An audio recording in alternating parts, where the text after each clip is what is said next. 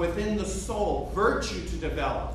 And the only way to develop virtue is if you have vice to fight against. If there's injustice in the world, you fight it with virtue. You see that? It causes you to rise up and do something about it. You see the hungry and homeless, and you're so moved, you say, I've got to do something about it. That causes a Mother Teresa to occur. You see that? And without that, if everyone is living in a paradise, you don't need to do anything. Everyone's fine. Right? No one's going to go, we should have more peach trees in this Garden of Eden. I'm launching a campaign to plant more peaches.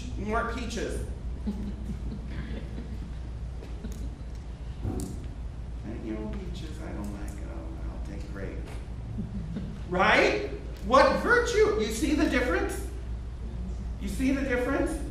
And this is what he was talking about, is that the world has to be seen in this kind of light, that we are on this journey to develop the kinds of characters God wants us to be. It's not enough just to get us into heaven. He wants us to be powerful saints. And the only way to do that is to have tremendous evil around you. Got it? Okay, good. So that's St. Irenaeus.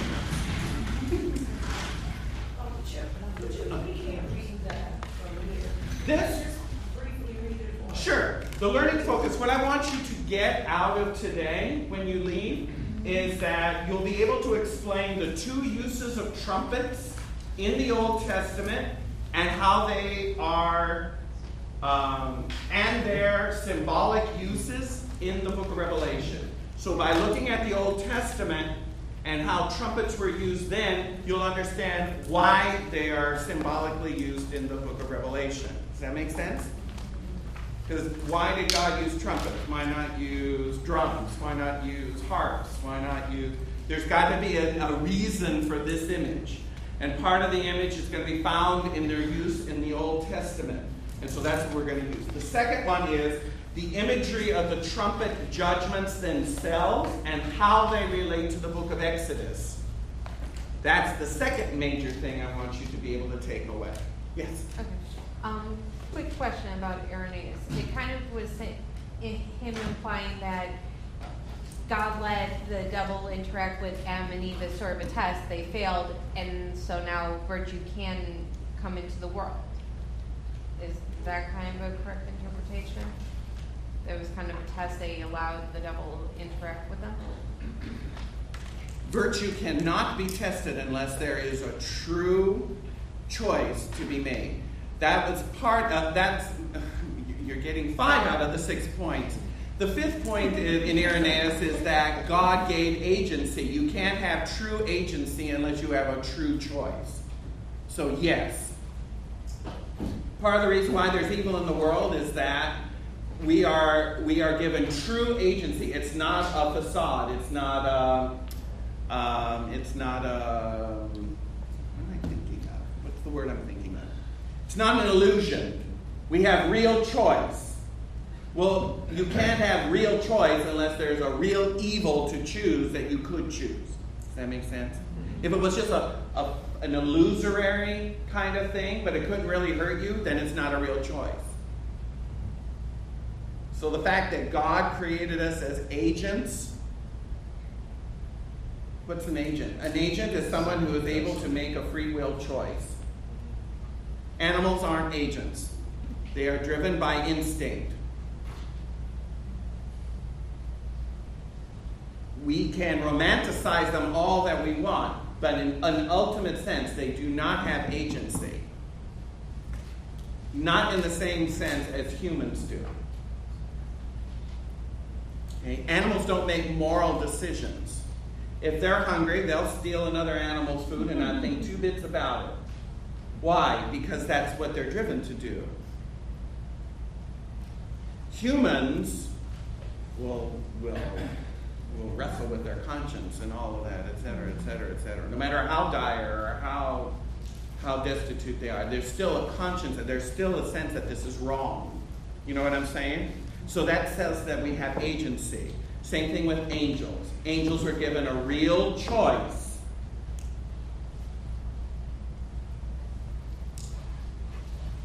And as a result, their choice was forever locked in.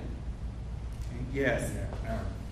St. Paul said that the fruit of the Spirit, there's 9 fruit of the Spirit that God gave us. It's love, joy, peace, kindness, goodness, gentleness, faithfulness, and also self-control. Yes. Yeah. So the self-control is the most important part, and that's the 9th one, the last one. Self-control to control yourself from the temptation. Control yourself so you don't. It's not everybody see the poor or see the beggar out there and fall in love with it. What I mean fall in love means it's not sexual fall in love, but the thing is you have a heart for that. Right. It's just a good Samaritan in there say that even the priest see the guy that the man that fall down on the ground took another route instead of pick him up. Right. The good Samaritan pick him to the inn. Correct. And that's the whole point of the parable of the Good Samaritan, is that the true faith is shown in the deeds of the compassion that the Samaritan had on the fallen man, not in their confession. It was the deed that he did. That's what showed and that was in answer to the question, who is my neighbor? And the answer is anybody and everybody. It goes all the way back to Genesis. You remember the question that God asked Cain? Where's your brother? And he said, I don't know. Am I my brother's keeper? And what's the answer? Yes. And God has been trying to teach us that since Adam and Eve. We are our brother's keeper. That's why when Jesus said at the last judgment, whoever you gave the food to, the drink to, the clothes, naked, and all that stuff, you did it to whom? Me. So you are your brother's keeper. But what is the second commandment? Love your neighbor. Love your neighbor as yourself. And you do that, and you do well, Jesus says. But see that God gave us the fruit, 9 fruit of Spirit, and why don't we have that all? It's a choice, right? It's something that you develop. It's something. These are all the 9 fruits of the Spirit in Galatians 5 that you're talking about. Are all about character development. Right. And the chief one is love. I would say love hangs all of the others on it. If you have love, you will fulfill the law. Unconditional agape type love. Because if you love, you will have joy, peace, patience, kindness, goodness, gentleness, faith, self-control. Because you won't think of yourself over others. You will give yourself away. Yes? Is that caritas?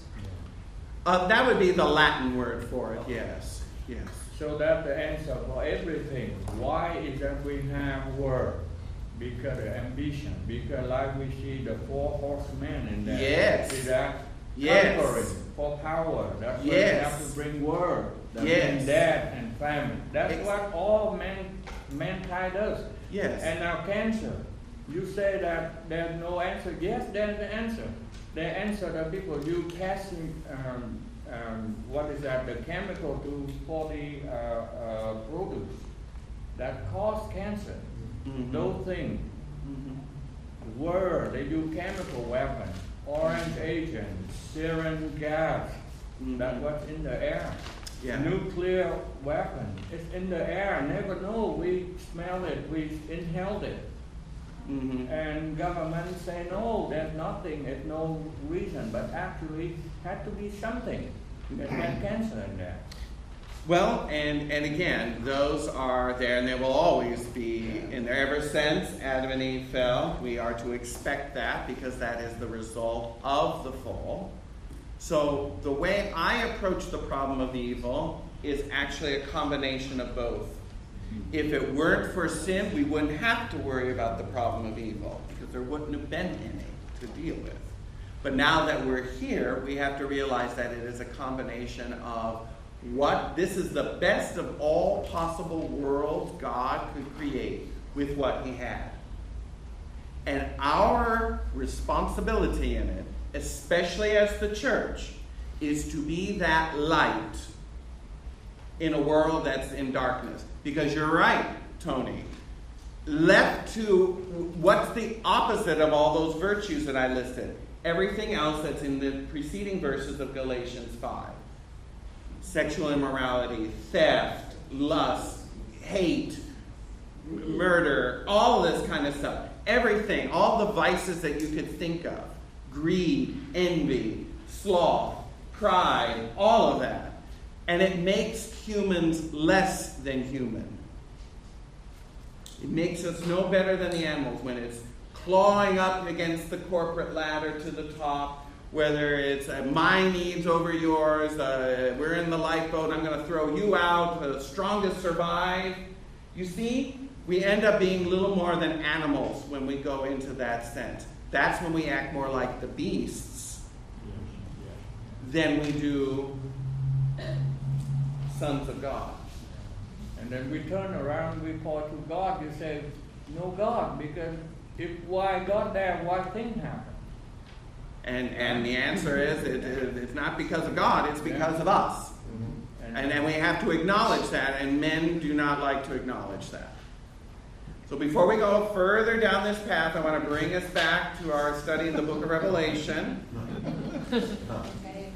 Because there is a little tie-in here. What we've learned so far in chapter 6 and 7 with the progression of the opening of the 7 seals. Remember that? And we've seen the 4 horsemen of the apocalypse.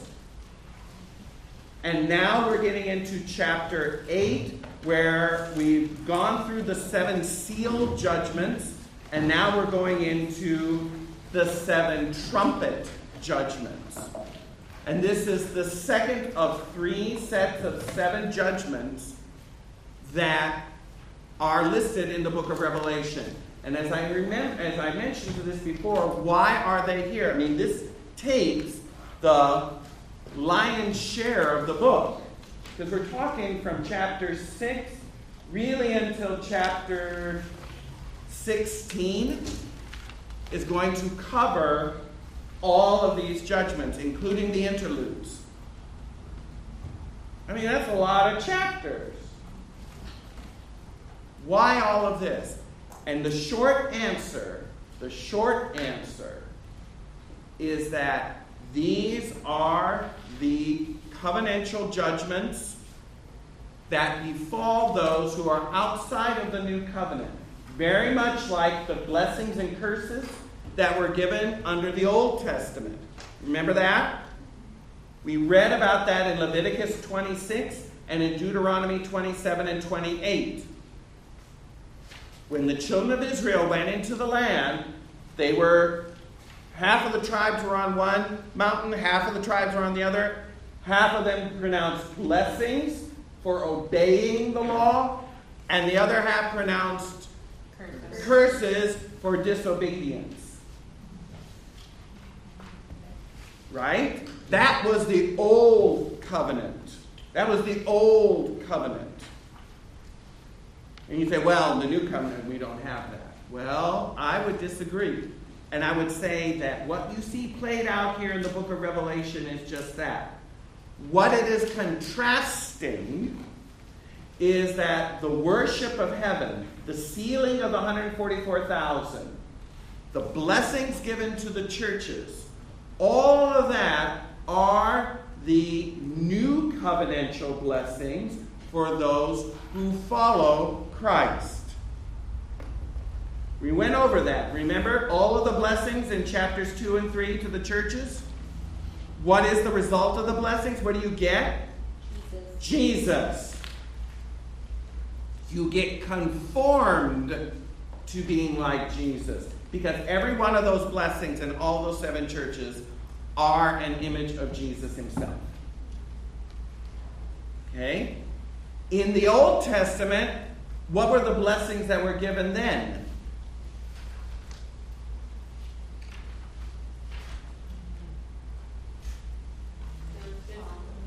Physical, right. Prosperity, fecundity, great abundance.